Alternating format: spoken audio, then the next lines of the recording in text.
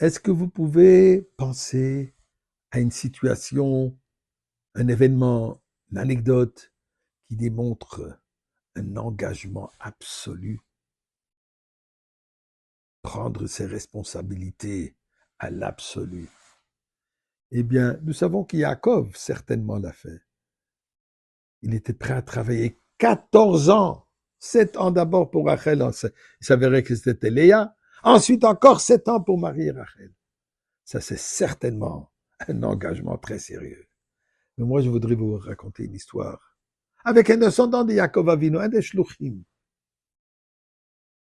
qui démontre cet engagement, cet dévouement absolu et total. Mais avant ça, remercions à Dieu puisque son dévouement à nous est total et par entière. Alors, Mizmor le Soidori, là, de Nikoloret, Yves de Sadene Bessim, Roboy le Fana Benan, le Duka de Novelihim, ou San de Vela Nachnam, avec Marie Seboy, Shabu Sele Khatsoy Sebisila, Hoy de le Bach Shmoy Kitoy, Vadene le Lam Chazdoy, Viadoy, Vodor, Amunosoy, et RF Shabbat Vayetse, Jacob est sorti. Alors, Jacob est sorti de Gan Eden, de Yitzhak. Alors, nous prions à Kadosh Baruch, on veut sortir du Galout pour arriver au Beth Amikdash.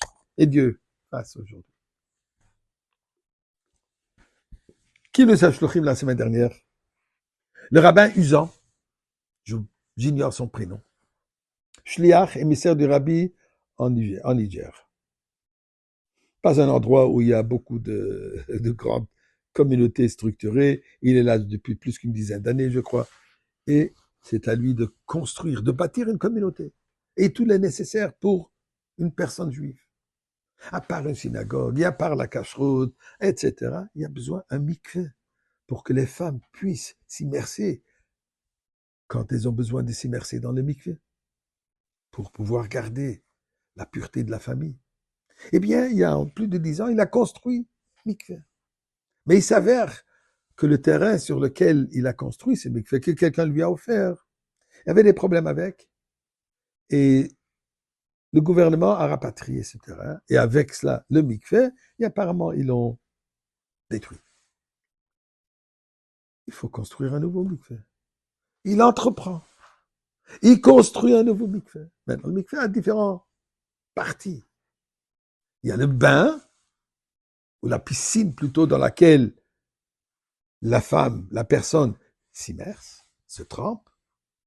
C'est joli, c'est décoré, c'est moderne. Mais il y a aussi un bassin d'eau naturel. Et il y a des halachot, comment il faut relier ces deux eaux. Baruch Hashem, tout est construit comme il se doit. Fait venir un rabbin qui est expert dans ces domaines et tout est beau. Maintenant, il y a une chose qui manque, la pluie, puisque il faut que ce bassin d'eau naturelle soit rempli d'eau de pluie ou de l'eau de source, chose qui n'est pas tellement disponible en Niger. Là-bas, ils arrivent au Kinousa Shluchim, la conférence internationale qui a eu la semaine dernière. Et bien sûr, comme chaque racite, il va voir le Rebbe. Et cette fois-ci, il a décidé, il ne va pas venir avec une liste de demandes, il va venir avec une liste de bonnes nouvelles.